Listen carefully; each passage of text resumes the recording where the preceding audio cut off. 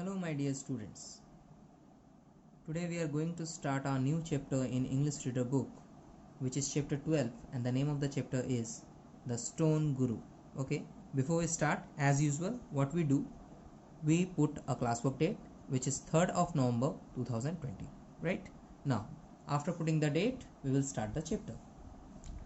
Here is the story from the great epic scriptures which is named as Mahabharata, right?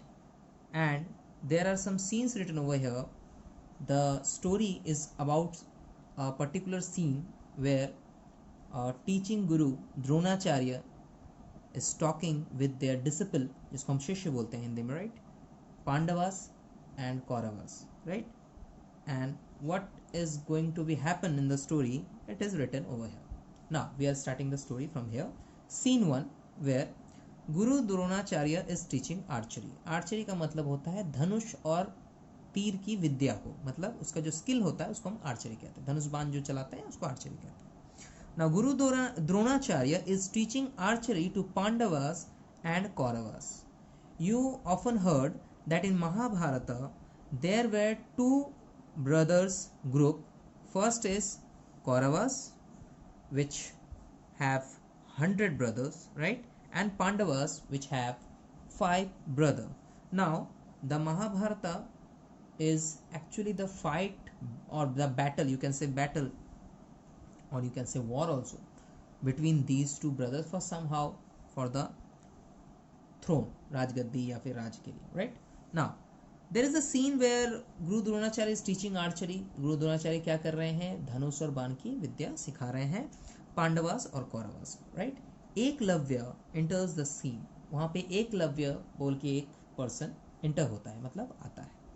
Now there are some dialogues over here which is going through the Gurudev, Eklavya and the other people in the scene, right?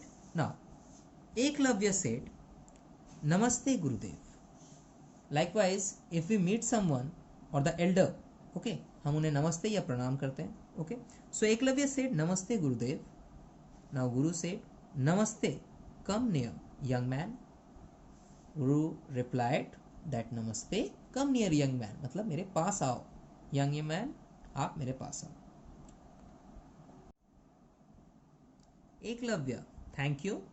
Guru Dronacharya said, who are you? Actually Guru Dronacharya wanted to know that वो कौन है, right? Eklavya said, I am Eklavya.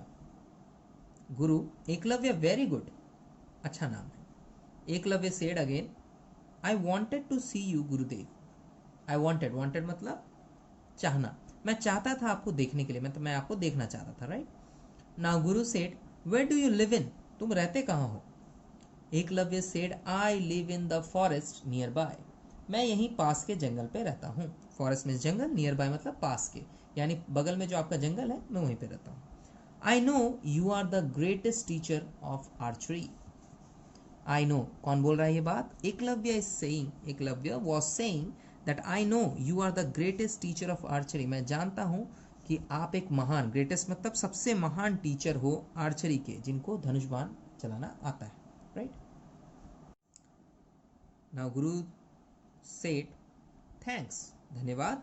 Why have you come here? Sorry, why have you come here? तुम यहाँ क्यों आए हो? What do you want? तुम क्या चाहते हो? Eklavya said, I want to be the greatest archer of this world. Eklavya क्या कहता है? Eklavya replied that I want to be, मैं चाहता हूँ the greatest archer of this world, मतलब इस संसार का, इस दुनिया का सबसे अच्छा और सबसे महान धनुर्धर बनना, मतलब जो धनुष बाण चलाता है, ओके? तो बो एंड एरो जो चलाता है, जिसको इंग्लिश में बो एंड एरो बोलते हैं, उसको जानने वाला सबसे महान आर्चर मैं बनना चाहता हूँ, the greatest Archer of this world. It is possible only in your guidance Gurudev. It is possible, ये संभव है, only in your guidance. Guidance का मतलब होता है likewise teachers teaching, when a teacher teach students, okay, हम वहाँ बोलते हैं कि वो गाइड कर रहे हैं, दिशा प्रदान कर रहे हैं कि कैसे सीखना है, कैसे करना है, right? So Eklavya was saying that it is possible only in your guidance, मतलब कि ये सिर्फ और सिर्फ आपके ही गाइडेंस यानी शिक्षा के अंदर रह के संभव हो सकता है गुरुदेव, right? So Guru said, this is the purpose of your coming here. Guru is replying that ki, as I said, there is a dialogue between Guru and Eklavya and the other people. So again Guru said that this is the purpose of your coming here. तुम्हारे आने का कारण, purpose मतलब कारण, यही है क्या? Eklavya said, yes Gurudev, I want to be your disciple. Yes Gurudev, हाँ गुरुदेव, I want to be your disciple, मतलब मैं आपका शिष्य बनना चाहता हूँ. Disciple को हम शिष्य बोलते हैं. Give me blessing, मुझे आशीर्वाद दीजिए. Blessing मतलब आशीर्वाद देना. Now Guru again said, may God bless you. Do you know anything about archery? May God bless you. भगवान तुम पर आशीष बरसाए या आशीर्वाद दे. Do you know anything about archery? क्या तुम्हें धनुर्बाण के बारे में कुछ पता भी है? Okay, now coming to the next page, my dear students. Change the page. The page is just beside you. Page number 67, and we will write from the starting line. Now in the page number 67, the story, the dialogues started from here. Eklavya, why not? If you give me permission, I will show you my performance. Eklavya is saying, why not? क्यों नहीं? If you give me permission, आप अगर मुझे आदेश दें, permission means आदेश देना. I will show you my performance. मैं आपको अपनी performance मतलब अपना काम दिखा सकता हूँ. मुझे क्या आता है, right? Guru, can you hit that target? Actually गुरु ने टारगेट की तरफ दिखा के बोला कि can you hit it. Hit ने मतलब उस टारगेट पे तुम एम कर सकते हो, वहां पे मार सकते हो तीर. Eklavya of course taking the aim, वो धनुष हाथ में लेता है और एम लेते हुए बोलता है ऑफ कोर्स जय गुरुदेव. एम लेते हुए वो कहता है जय Gurudev, which means he throw the arrow. Guru, bravo, well done, really you are a very good archer. And he hit the target, right. So Gurudev बोलता है ब्रावो. ब्रावो का मतलब है बहुत अच्छे. वेल डन, क्या बात है. Really you are a good archer, तुम एक बहुत अच्छे धनुर्धर हो. You hit the target at your first attempt. Hit the target तो आपको समझ में आ रहा है. हिट द टारगेट मीन्स तुमने उस निशाने पे तीर मार दिया एट योर फर्स्ट अटेम्प्ट, पहले ही कोशिश में, तुम चूके नहीं, मतलब पहली बार ट्राई किया और आपने तीर मार दिया. ये ट्राई करने को हम इंग्लिश में अटेम्प्ट कहते हैं. Eklavya, will you teach me.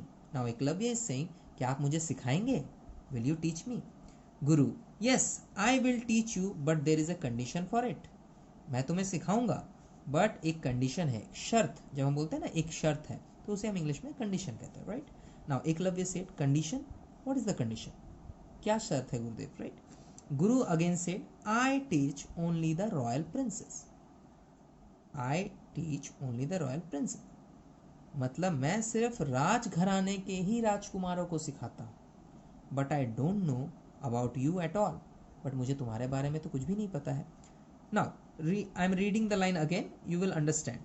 Guru said that I teach only the royal prince, which means कि वो सिर्फ राजकुमारों को ही सिखाते हैं. But I don't know about you at all. Now Guru is saying to Eklavya कि मुझे तुम्हारे बारे में कुछ नहीं पता. About you at all, don't know, don't know मतलब नहीं पता. अबाउट यू तुम्हारे बारे में, एट ऑल कुछ भी नहीं पता, right. Eklavya again said, I am lovely tribal. लावली मीन्स जो फॉरेस्ट में रहते हैं, ट्राइबल यानी जो आदिवासी टाइप के लोग होते हैं उन्हें हम ट्राइबल लोग कहते हैं. तो मैं एक पिछड़ी जाति का लड़का हूँ, इस तरह से वो बोल रहे हैं. Guru again said, oh then I can do nothing for you. Oh, एक अंदर से उनका एक एक्सप्रेशन आता है ओह करके, and then and he was started saying that then I can do nothing for you, तब तो मैं आपके लिए कुछ भी नहीं कर सकता हूँ. यू शुड सर्च अनदर गुरु, तुम्हें किसी और टीचर को ढूंढ लेना चाहिए. Now Eklavya is saying, no problem Gurudev, whether you accept me your disciple or not, you will always remain my guru. No problem Gurudev, कोई बात नहीं गुरुदेव. Whether you accept me your disciple or not, चाहे आप मुझे एक्सेप्ट करो चाहे ना करो. Whether you accept me your disciple or not, शिष्य के रूप में. You will always remain my guru. Remain मतलब रहेंगे, यानी आप मेरे हमेशा ही गुरु रहेंगे, right. Now scene 2, when Guru is busy in teaching Prince and a dog comes, they are running with its mouth full of arrows. एक दूसरा सीन है जहाँ पे ये बताया जा रहा है कि गुरु अपने सारे प्रिंस जो राजकुमार हैं उनको सिखा रहे हैं, टीचिंग कर रहे हैं. अ डॉग कम्स, एक कुत्ता आता है. There running with its mouth full of arrows, मतलब दौड़ते हुए कुत्ता आ रहा है जिसका मुंह पूरी तरह से तीरों से भरा हुआ है, right. Arjuna, you often heard about this person, right? In Mahabharata, the greatest archer said to be and considered to be Arjuna. अगर आप ऐसे सुनो कि सबसे अच्छा धनुष चलाने वाला कौन था, धनुष चलाने वाला, you have often heard about the name Arjuna, one of the brother of Pandavas, right. Now Pandava का एक ब्रदर है Arjuna. So Arjuna was seeing watching this and said that what a wonderful shot। Arjuna कहता है, यानी अर्जुन कहता है what a wonderful shot, क्या बात है, क्या शॉट है, मतलब किस तरीके से तीर को मारा हुआ है। गुरु said what happened, क्या हुआ। happened जब भी हम वर्ड इंग्लिश में बोलते हैं इसका मीनिंग होता है क्या हुआ पूछने के लिए, यानी कुछ हुआ हो तो हम happen यूज करते हैं। सो पूछ रहा what happened which means क्या हुआ, okay. what is the matter, क्या बात है, जब पूछते क्या बात है, क्या किस्सा है, क्या हो गया है, सो what is the matter। What are you talking about, तुम किस बारे में बात कर रहे हो। What are you talking about, तुम किस बारे में बात कर रहे हो। Arjun said, see Gurudev, that dog's mouth is full of arrows। Arjun कहता है see गुरुदेव, देखिए गुरुदेव, that dog's mouth, उस कुत्ते का जो मुंह है, is full of arrows, पूरा मुंह तीर से भरा हुआ है, and there is not a single drop of blood, but उसके मुंह से कहीं भी खून नहीं निकल रहा है, पूरा मुंह उसको तीर से भर दिया गया है और उसको मुंह से कहीं खून निकल नहीं रहा है। Guru is seeing this scene, right, Guru is watching this scene and said amazing, ये तो बहुत आश्चर्य की बात है, ये तो बहुत कमाल की बात है। कमाल की जब बात हम बोलते हैं हिंदी में तो उसे हम इंग्लिश में अमेजिंग कहते हैं। It was an sudden emotion coming out from गुरुदेव कि क्या शॉट है, तो वो बोलते हैं कि amazing, who has done it, ये किसने कर दिया। Arjun said I don't no but he must be a great Archer. Arjun क्या कहता है, ये तो पता नहीं किसने किया, बट ही मस्ट बी, मतलब वो पक्का ही यानी जरूर, ग्रेट आर्चर मतलब एक बहुत ही महान धनुष चलाने वाला होगा। I have never, now changing the page my dear students, in the previous page number 67, the word which was just left by me is I have never, वहाँ पे क्या लिखा हुआ था, I have never। now coming to the page number 68, where am I right now, where I am right now, so I am reading from here that I have seen such a wonderful shot in my life, मतलब मैंने ऐसा कोई shot यानी इस तरह से किसी को मारते हुए तीर को नहीं देखा है। I can't understand how it is possible, मैं ये समझ भी नहीं पा रहा हूँ कि ये पॉसिबल कैसे है। I can't understand how it is possible, मैं समझ नहीं पा रहा हूँ ये पॉसिबल कैसे हुआ। Now Gurudev said, yes, you are absolutely right Arjun, it is a result of great patience and regular practice। yes, you are absolutely right। Gurudev saying that Arjun तुम सही कह रहे हो, yes, you are absolutely right, it is a result of, ये किस चीज का result है, great patience, बहुत धैर्य का, patience मतलब धैर्य जिसमें सब्र हो, कहते हैं ना सब्र करो, and regular practice का। He must have the perfect control over his bow and arrow। He must have the perfect control, उसके पास बहुत अच्छा कंट्रोल है यानी बहुत अच्छा लगाम है, over his bow and arrow, जो तीर धनुष चला रहा है उस पर बहुत अच्छा वो स्किल्ड है ना, वो बहुत अच्छा सीखा हुआ है। Now Arjun said, who is that person Gurudev. Guru, he must be nearby, let's search him।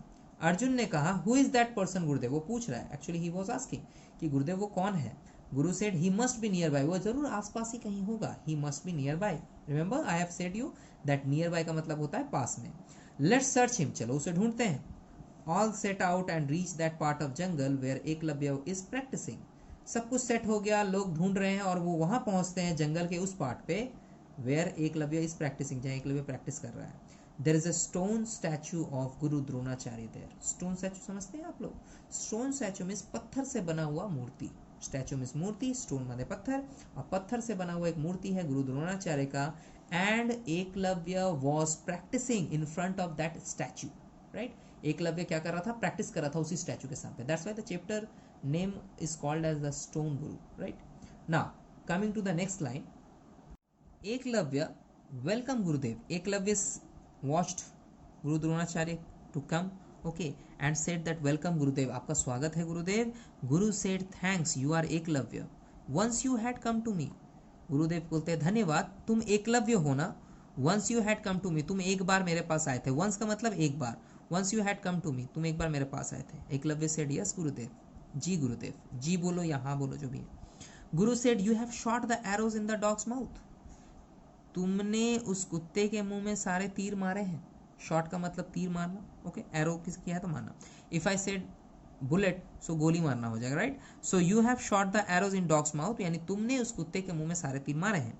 Eklavya is saying that yes Gurudev, it was disturbing me in the practice, in my practice, sorry, yes Gurudev, it was disturbing me in my practice. हाँ गुरुदेव, वो मुझे disturb कर रहा था मेरे practice में।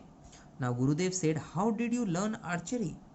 तुम सीखे कहाँ से ये धनुष बाण चलाना, यानी तीर और धनुष चलाना तुम कहाँ सीखा? How did you learn archery? Remember my dear students, archery का मतलब होता है धनुष और तीर की जो स्किल होता है या विद्या होता है। लाइकवाइज तुम अगर बैट बॉल से खेलते हो तो बोलते हैं you are a very good cricketer, तुमको क्रिकेट खेलना बहुत अच्छा आता है। तो जो धनुष बाण से खेलता है उसको आर्चरी बोलते हैं। स्पोर्ट्समैन होगा तो स्पोर्ट्समैन बोलेंगे, दौड़ने कूदने में अच्छा होगा तो एथलीट बोलेंगे, right. Now Eklavya is saying it's all your grace Gurudev. It's all your grace मतलब ये आप ही की कृपा है। ग्रेस का हिंदी मीनिंग होता है कृपा, आपकी कृपा है गुरुदेव। Guru said, my grace? I didn't understand. My grace मतलब मेरी कृपा है, ये कैसे हो गया? आई डिडंट अंडरस्टैंड, मुझे कुछ समझ नहीं आया। समझ नहीं आने का मतलब अंडरस्टैंड हो गया। Who is your teacher? तुम्हारा टीचर कौन है, गुरु कौन है? Eklavya said, you are my teacher. Remember the line said by Eklavya. Eklavya said that you whether you accept me or not, आप ही मेरे गुरु रहेंगे, right. Now Eklavya is replying the same answer that you are my teacher, आप मेरे गुरुदेव हैं। Guru saying, I am your teacher, what are you saying? मैं तुम्हारा गुरु हूं, क्या बात कर रहे हो? I had refuse to teach you, मैंने तो मना कर दिया था तुम्हें सिखाने के लिए। I had refuse. Dear students, refuse का मतलब मना करना होता है। जब आपको कोई काम के लिए पूछे और आप उसको बोलो कि नहीं मैं ये काम नहीं करूंगा, तो उसे हम इंग्लिश में कहते हैं रिफ्यूज करना। Okay, so I had refuse to teach you said by Gurudev, कि मैंने तो तुम्हें मना कर दिया था कि मैं तुम्हें सिखाऊंगा नहीं, right. Now coming to the next line, Guru said that he refused Eklavya, right, to teach. Now Eklavya is saying, pointing towards the statue. Remember this part is written in bracket, which means it is the part which is not saying by, which is indicating. मतलब ये part में बता रहा है कि वो क्या कर रहा है, तो वहाँ पे तो यहाँ दिखा नहीं सकते ना। Right now the line saying they Poynting towards the statue. Eklavya क्या कर रहा है कि वो स्टैचू की तरफ पॉइंट करके, मतलब उंगली करके, जैसे हम उंगली करके किसी को दिखाते हैं ना, उंगली से दिखाते हैं, उसे हम पॉइंटिंग कहते हैं। So pointing towards the statue, statue की तरफ उंगली दिखाए कहता है, please look at the statue, you are present here. Please look at the statue का मतलब प्लीज आप स्टैचू को देखिए। यू आर प्रेजेंट हेयर, आप यहाँ उपस्थित हैं, आप यहीं पे हैं। आई shot any arrow after taking your permission and guideline. मैं कोई भी एरो यानी कोई भी तीर चलाता हूँ, मारता हूँ, आफ्टर टेकिंग योर परमिशन, आप ही के परमिशन से। Who gives the permission? The statue of Guru Dronacharya himself, right. Now and guideline मैंने आप ही के शिक्षा से। गुरु, आई ब्लेस यू माई सन, मैं तुम्हें आशीर्वाद देता हूं पुत्र। I bless you my son. Now come to the last page of this chapter. Remember this chapter is very long, right, so you should take my lessons or take my readings very attentively, easily, smoothly. If you have left something, reverse the video and read the line again.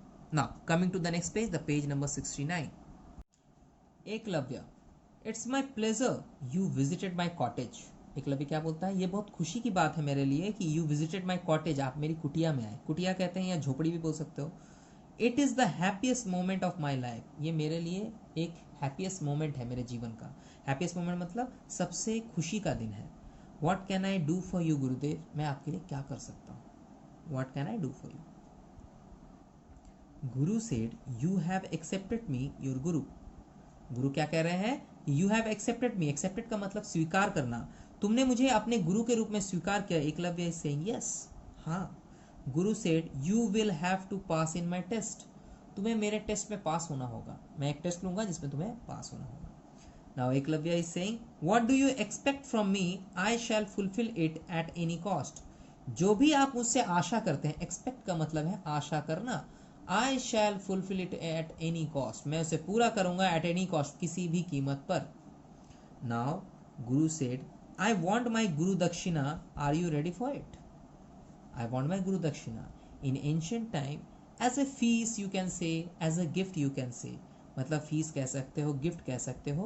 The Guru who teach disciples, मतलब जो शिष्यों को सिखाते थे, take Guru Dakshina at the end of the lesson or the end of the course. जो भी वो सिखा रहे अगर वो कंप्लीट हो जाता है या end of the lesson होता है तो वो एक गुरु दक्षिणा मांगते थे। And the disciple had to obey it, right? वो डिसिप्लिन यानी शिष्य उसको ओबे करते थे, उसको मानते थे और देते थे। That's why Eklavya is saying that I am ready, I can sacrifice my life for you.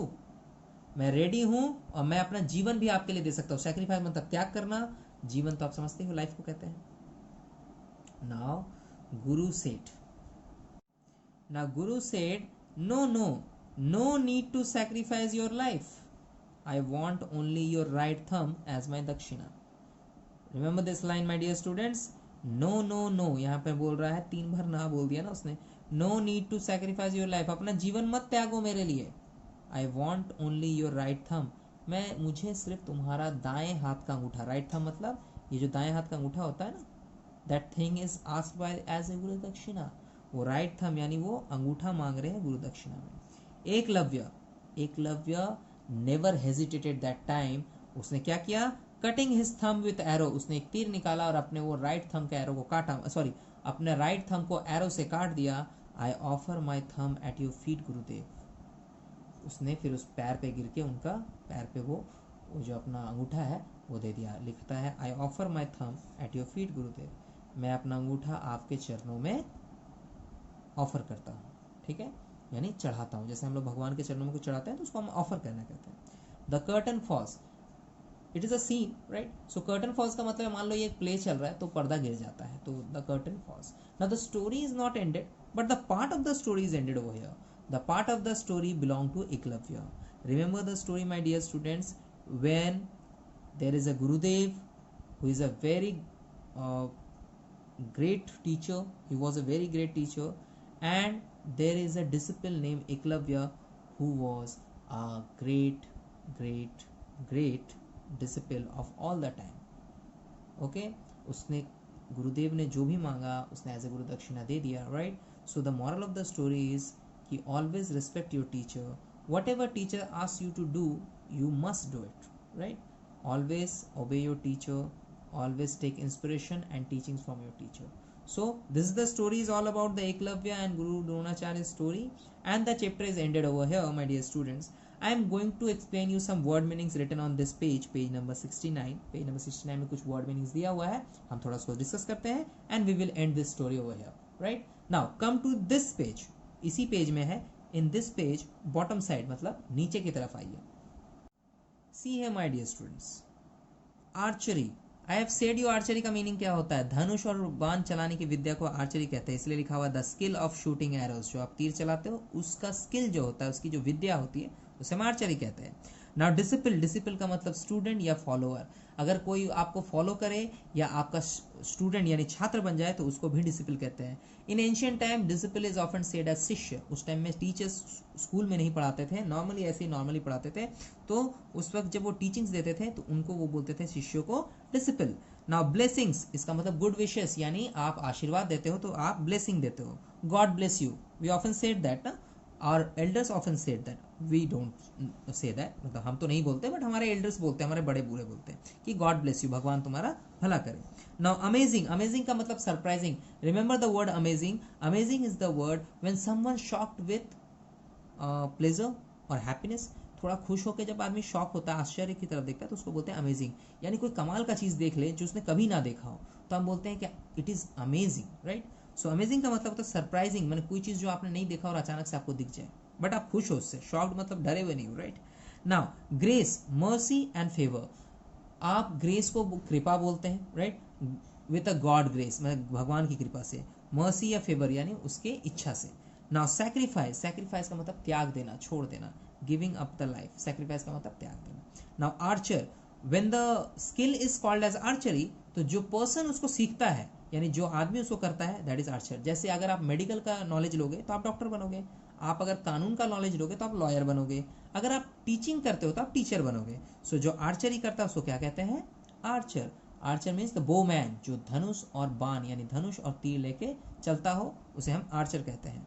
Now गुरुदेव और गुरु, एज यू नो टीचर को हम गुरुदेव कहते हैं। अटेम्प्ट, अटेम्प्ट का मतलब होता है ट्राई करना, राइट। देखो लिखा हुआ भी है ना, ट्राई या एफर्ट, आपकी जो कोशिश होती है, ट्राइंग को कोशिश करना बोलते हैं, उसी को हम इंग्लिश में स्टैंडर्ड वर्ड में अटेम्प्ट कहते हैं। नाउ पेशेंस, पेशेंस का मतलब है धैर्य रखना, इंड्योरेंस। धैर्य मतलब थोड़ा आराम से हर काम को थोड़ा संभल के सब्र रख के करना। Now the last one is dakshina, जिसे हम फीस भी कहते हैं। I have said you already कि in ancient time when Gurudev was teaching their students at the end of the course or the end of the lesson, he often ask for गुरु दक्षिणा, जिसे वो fees कहते थे कि आप सीख लो, मैं एकदम लास्ट में आपसे कुछ मांगूंगा, वो आपको देना है, right. And the disciple always did that, disciple वैसा किया भी करते थे, right. So the last word meaning is dakshina which means fee, यानी फी मांगना. Okay, now the story is ended हुआ है. As I said, the story should be read by you one time or two time to get the moral of the story, to get what was happening in the story. As I told you that this story belonged to the great epic story Mahabharata, and the scene when Eklavya and Guru Dronacharya met and what was going on there is written in the story. So it is not the whole Mahabharata over here, it cannot fit in the book, of course, right. So even though the story is not full, but it has the meaning. Okay, इसमें meaning भी है. सो इसको आप अच्छे से पढ़ेंगे, video को revise करेंगे, बैक कर करके बार बार देखेंगे कहाँ पे कौन सा वर्ड मैंने एक्सप्लेन किया है, कौन सा लाइन मैंने एक्सप्लेन किया है. Okay, so now our lesson for today is ended over here.